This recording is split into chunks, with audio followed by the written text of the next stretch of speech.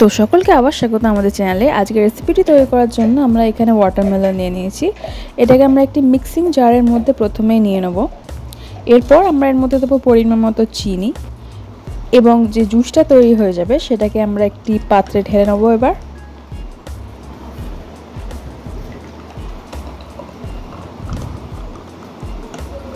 এরপর আমি কিছুদিন আগে চিয়া সিডস কিনে এনেছিলাম, সেটাকে আমি আগের দিন জলে ভিজিয়ে রেখেছিলাম।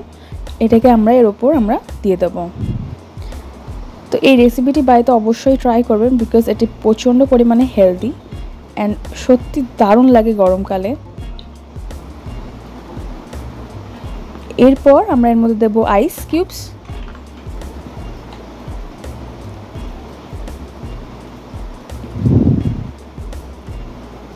অ্যান্ড ওপরে আমরা দিয়ে দেবো পুদিনা পাতা।